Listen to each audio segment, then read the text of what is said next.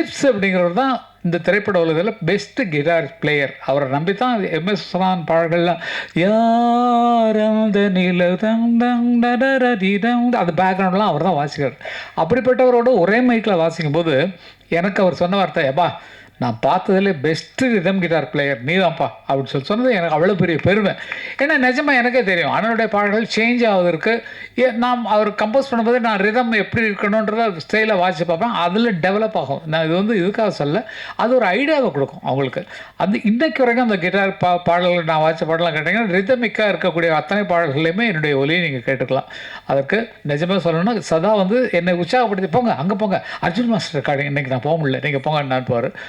ஒரே ஒரு சின்ன காமெடி சமாச்சாரம் மட்டும் சொல்லிவிட்டு நான் முடிச்சிடறேன். எல்லாமே பேசுகிறது காமெடி தான், வாழ்க்கையே காமெடி தான். என்னென்னா ஒரு ரீரெக்கார்டிங் நடக்குது. எனக்கு அவ்வளோ சோலோ வாசிக்க தெரியாது. கிட்டார் நீங்கள் எத்தனை கார்டு ஒரு பாரில் 4 கார்டு இருந்தாலும் வாசிச்சிருவேன். அதில் போய்டும் 4 பாருனா புரியும். சிங் ஜிங் ஜிங் ஜிங் 4 கார்டு கொடுத்தாங்கன்னா வாசிடலாம். இது மெலடி வாசி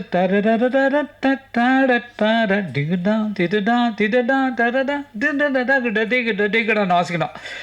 ஒரு சீனு அப்போ எல்லாம் மியூசிஷியன் எப்படின்னா காலைல 7 மணிக்கு வந்தாங்கன்னா 1 மணி வரைக்கும் ஒரு கால் ஷீட்டு, 2 மணிக்கு வந்தாங்கன்னா 9 மணி வரைக்கும் ஒரு கால் ஷீட், 7 to 1 கால் ஷீட்டில் ஒரு ரெக்கார்டிங் எடுத்தாரு. ஏவிஎம் வாகினி ஸ்டுடியோவில் ஜி தேட்டரில். அதில் தான் எங்களுக்கு அன்னக்கிளி ரெக்கார்டிங் நடந்தது. அதில் வந்து அவர்னா தேவராஜ் மாஸ்டர்னா எல்லாம் பயப்படுவாங்க.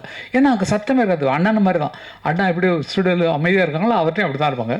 அவர் என்ன பண்ணார், படத்தை பார்த்துட்டு ஏடா அமர் இந்த இடத்துல நீ சோலோ வாசிக்கோ அப்படின்ட்டார். சோலோன்னா நான் இஷ்டத்துக்கு நான் வாசிக்கணும். எனக்கு கொடுத்த நோட்ஸ் கொடுத்தா வாசிடுவேன். நமக்காக எல்லோரும் முன்னில் எல்லாம் ஆர்ட் எல்லாம் 8 மணி ஆகுது. அந்த ரீலில் முடித்தா தான் கால் ஷீட் முடித்து அவங்க வீட்டுக்கு போகணும். எல்லாம் வேறு இடத்துலேருந்து வரும். மின்ட்டிலேருந்து வந்துருப்பாங்க, இதுலேருந்து வந்துடும், தூரத்துலேருந்து. நான் வாசிக்கிறேன் சரின்ட்டு நம்ம பயம். இந்த சீன் வந்து லாஸ்ட்டில் வருது. அப்போல்லாம் கண்டினியூ பண்ணால் யாராவது தப்பு வச்சாங்கன்னா மறுபடியும் ஃபஸ்ட்லேருந்து வாசிக்கணும். ரெக்கார்டிங்கு ஃபுல் ரீலும் 10 நிமிஷம் ஓடக்கூடிய ரீலில் மறுபடியும் முதல்ல மியூசிக் எல்லோரும் வாசிக்கணும். எனக்கா கை நடுங்குது. என்னத்தை வாசிக்க போகிறோம் அப்படிங்கிறப்ப நானும் அங்கே போய் தனியாக ப்ராக்டிஸ் பண்ணி பார்க்குறேன். எல்லாம் ரெடியா இப்படி தான் கேட்பாரு. ரெடி மாஸ்டர் நான் சரி ஓகே டேக் போகலாமா? டேக் போகலாம். சரி படம் ஓடுது. மற்றவங்களாம் கரெக்டாக வாசிக்கலாம். வயலின் போது அதான் துரு தூருன்னு அவர் வச்சுரு எல்லாம் முடிச்சுட்டு. இது என்னோடது 9வது நிமிஷத்துல என்னோட சீன் வருது. அந்த பொண்ணு மடியில் மாடி மேலே இருக்கா இல்லையா, அவள் கீழே வந்து அந்த லெட்டரை வாங்க போஸ்ட்மேன் வெளியே நிற்பான். அந்த போஸ்ட்மேன்கிட்ட வந்து லெட்டர் வாங்குற வரைக்கும் நீ சோலோ உன் இஷ்டத்துக்கு வாசிக்கோன்னு சொல்லிட்டாரு. நமக்கு ஒன்றும் தெரியாது. சரின்ட்டு எல்லாம் அவசரத்தில் இருக்காங்க. நான் வாசிக்க ஆரம்பிக்கிறேன்.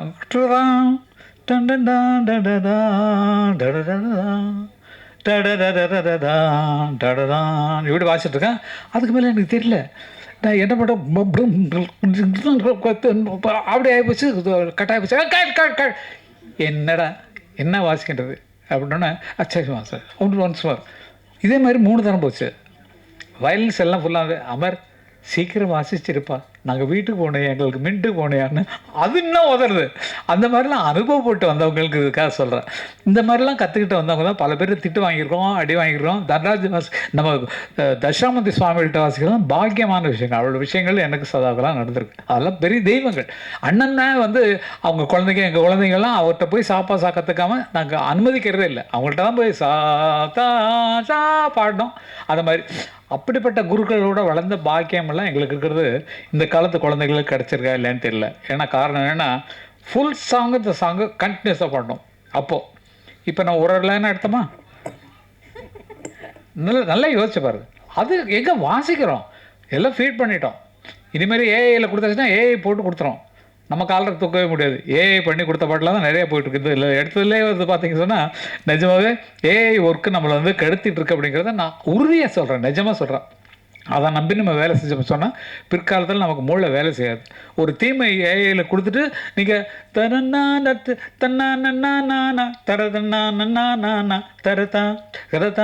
தரதானா வார்த்தை எழுதுறது. அவன் தான் நனையா போனா அட போனானையா வந்தா அடவா அடப்போ அடயா வானோ பாட்டு எழுதிடும் பாடிடும். இதில் எப்படி நம்ம பேர் போட்டுக்கிறது? ஏன்னா அது கிரியேட் பண்ணி கொடுத்துருது. ஆனால் இசை கங்கை அமரன் போட்டுக்கிறது மரியாதையா? எதுக்கு நான் அதை சொல்கிறேன்னா வருங்கால குழந்தைகள் தன்னால் சிந்திக்க கற்றுக்கொள்ளணும், சிந்திக்க எழுதி கொள்ளணும். நம்ம ஏஐட்ட கொடுத்தா பண்ணால் நம்ம காலரை தூக்க முடியாது. தூக்க வேண்டியது ஏஐ தான். பிற்காலத்தில் வரப்போகுது. அதுக்கான ஃபைனலாக ஏன்னா அது இப்போ டவுன்லோட் பண்ண விட்டுடும், அப்புறமேல் போடுற சார்ஜில் தீட்டிட்டாங்கன்னா நம்மளால் அதுக்கு ஒரு நுணுச்சது நான் பண்ணவே முடியாது. ஆகவே வளர்கிற குழந்தைகளை நீங்கள் அப்படி வளங்க. தன்னால் உனக்கு இருக்கிற சுயரூபத்தை வெளியே கொண்டு வா அப்படிங்கிற மாதிரி சொல்லணுங்கிறது என்னோட மனது ஆசை. நிஜமாகவே இந்த மாதிரி ஒரு சந்தர்ப்பத்தை அவர் ஏற்படுத்தி கொடுத்ததுக்கு இந்த நிகழ்ச்சியே எதுக்குன்னா கிளாடி அவர்களை பாராட்ட தான். நிஜமா நீங்களாம் ப்ளீஸ் கொஞ்சம் நல்ல கைதட்டி உற்சாகப்படுத்தணும். ஏன்னா நமக்கு ஒரு நல்ல ப்ரொடியூசரை கிடைச்சிருக்காரு, அதுக்காக எனக்கு டைரக்ஷன் கொடுக்கணும்லாம் நினைக்காதீங்க. நான் உங்களோட இருக்கேன், அவ்வளோதான். நிஜமா அந்த மாதிரி உங்கள் எண்ணம் நிச்சயமாக ஆழமாக நிச்சயமாக இருக்கும். ஒரு நல்ல கதையை தேர்ந்தெடுத்து அதை கொண்டு வரணும் சொல்லி மனசில் இருக்கிறது தெரியும். இளையராஜா உங்களுக்கு நெருக்க மாட்டார், நல்லா பழக்க மாட்டார். எவ்வளோ நன்றி தெரிவிக்கிறீங்க அதெல்லாம் பார்த்து. இப்போ நான் பாடின பாட்டை அண்ணன் தான் ரிலீஸ் பண்ணுறாங்க. அந்த ஃபோட்டோ கூட போட்டுருக்கலாம். அண்ணன் தான் ரிலீஸ் பண்ணாங்க உயிரணுங்கிற பாட்டை. அதுதான் ஃபஸ்ட்டு அவர் அண்ணனோட சேர்ந்தது. அண்ணன் மேலே அவ்வளவு அன்பு, அவ்வளவு பாசம். அவர் உரட்டு வந்ததே 50ஆவது ஆண்டுக்கு அவரை பார்க்கணும்னு சொல்லி தான் வந்தார். நான் பேச முடியல அண்ணன்ட்ட, ஏன்னா சிம்பனி எழுதிட்டு இருக்காங்க. ஐயோ டிஸ்டர்ப் பண்ண கரெக்டாக போனார், போய் நின்னார், போய் சொன்னோடனே பார்த்துட்டாரு. ரொம்ப நேரம் பேசியிருந்தார் சந்தோஷமாக. ஏன்னா அந்த மாதிரி ஒரு அன்புள்ளவர். அவரை பாராட்டுவதற்காக தான் இந்த நிகழ்ச்சியை நாங்கள் வைக்கணும், ப்ரெஸ்ஸுக்கு இவரை இன்ட்ரடியூஸ் பண்ணோம் அப்படிங்கிற ஒரு ஆசை இருந்தது. தவசீலியும் தம்பியும் இந்த பாட்டை பாடினது இன்னொரு பெரிய பெருமை. தவசீலியின் தோற்றமே ரொம்ப என்னன்னு நம்மளால், ஏன்னா ரொம்ப வறட்சியாக இருந்த ஒரு ஸ்டேஜை ஒரு செழிப்பாக்குறது அந்த ஒரு பொண்ணு தான் நம்ம சொல்லணும். நல்லா யோசிச்சு பாருங்களேன். பக்கத்தில் இருக்க முகங்கள்லாம் பாருங்கள், இங்கே இருக்கிற இந்த முகத்தை பாருங்கள். நல்ல பயங்கர குறும்புக்கார பொண்ணு, ரொம்ப உற்சாகமான பொண்ணு. அவங்க அம்மா அப்பா வளர்ப்பு அந்த மாதிரி ரொம்ப ஈஸியாக வாழ்க்கையை வாழ்ந்துட்டு இருக்காங்க. தம்பி துபாயிலிருந்து வந்திருக்கார் இந்த நிகழ்ச்சிக்காக. அதுக்காக அவருக்கும் பாராட்டுகளை தெரிவித்துக்குள்ளே கடமைப்பட்டுக்கிறேன். ப்ரெஸ் நண்பர்கள் எல்லாத்தையும் தனித்தனியாக சொல்கிறதுனா ஒவ்வொரு பெரிய கதை. இப்போ சமீபத்தில் தான் 50ஆவது ஆண்டு விழாவுக்கு போட்டார் ஃபிலிமாவில். இல்லை நிறைய எல்லாரும் பழக்கமானவங்க இருக்கிறதுனால உங்களெல்லாம் விட்டு பெரிய மனசே இல்லை. நல்லவைகளை மட்டும் எழுதுங்கள். பைல்வான் மாதிரி அவருக்கு இட்லிக்கு வழி இல்லை, தோசைக்கு வழி இல்லை, அது மாதிரிலாம் எழுதாதீங்க தயவுசெய்து. அதுக்கு கூப்பிட்டு பைல்வான்ட்டே சொல்லிட்டோம், ஏன் அந்த மாதிரிலாம் எழுதுறீங்க, அப்படியே இருக்கும் வீட்டில் பார்த்துக்கையா அப்படின்னு சொல்கிற மாதிரி. இல்லாத பொருளாதெல்லாம் அவர் எழுதுறாரு. இந்த ஸ்டேஜில் சொல்ல வேண்டிய கடமை, ஏன்னா ப்ரெஸ் இருக்கிறீங்க. எல்லாம் இல்லாத பொருளாதெல்லாம் சொல்லி எழுதுறதுக்கு அதுக்கு எதுக்கு அவ்வளோ பெரிய ஆள், வளர்ந்த ஆளுகளை நம்ம திட்டணுமா? அவங்க கஷ்டப்படுறாங்க. குழந்தைகள்லாம் ஒன்றா இருக்காங்க வீட்டில். வேணால் எங்கள் வீட்டில் ஒரு வாரம் இருந்து பாருன்னு சொன்னேன். ஈவன் இது துபாயில் செட்டில் ஆகிட்டான். இவன் கார்த்திக் பார்த்தீங்கன்னா அவனுக்கு அங்கே தான் இருக்கான். அவங்க ஒய்ஃப் தான் அண்ணனுக்கு சமைச்சு போகிறான். இதெல்லாம் இல்லாமல் அவர் அனாதையாக இருக்கார். அப்படி போட்டு என்னத்தையோ கிரியேட் பண்ணி இளையராஜாவை எதுக்கு இறக்குறீங்க? 50 வருஷம் ஒருத்தர் ஆள் நிலையாக நின்றுருக்காரு. அப்படிப்பட்ட ஆளை இறக்கணுமா? நல்லா யோசிச்சு பாருங்கள். பைல்வான் எழுதுனது கரெக்டாக, இது பைல்வானுக்காக சொல்கிற வார்த்தை தான் இது. பைல்வான் அவர்கள் அதற்கு மன்னிப்பு கேட்டே ஆகணும்.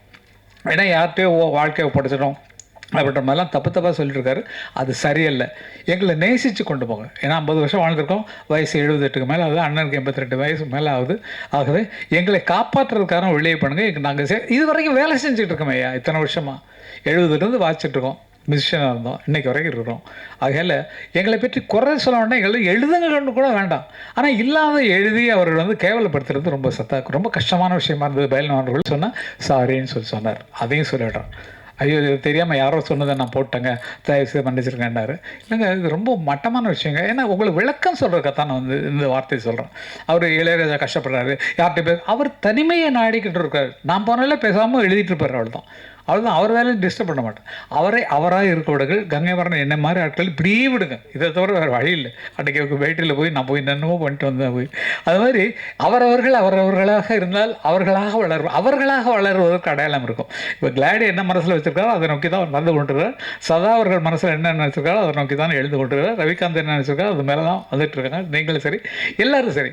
அவர்கள் எண்ணத்தில் உயர்ந்து போகிறார்கள். எண்ணம் எது அதிகமாக இருக்கிறதோ அதில் தான் உச்சத்தில் வர முடியும். இப்போ எங்களை பார்த்தீங்கன்னா என் கனவும் நினைவும் இசை இருந்தால் மரணமேது என்று பாடின மாதிரி இன்னைக்கு வரைக்கும் அந்த மியூசிக் லைனை தவிர வேறு எங்கேயாவது போயிருக்கோமா? எங்களுக்கு இருக்கிற பணத்துக்கும் எங்களுக்கு இருக்கிற வசதிக்கும் பில்டிங் கட்டி வாடகைக்கு விட்டு அதை விற்று நல்ல லாபம் சம்பாரித்து ஒரு பெரிய பில்டர்ஸாக இருக்கலாம். அந்த மாதிரிலாம் எண்ணம் வரல. இசை கனவும் நினைவும் இசைங்கிற மாதிரி இசையிலே இருக்கிறோம். ஆகையால் எங்கள் மேல் தவறுகளை பயில்வானவர்கள் எழுத வேண்டாம் அப்படிங்கிறது சொல்கிறேன்.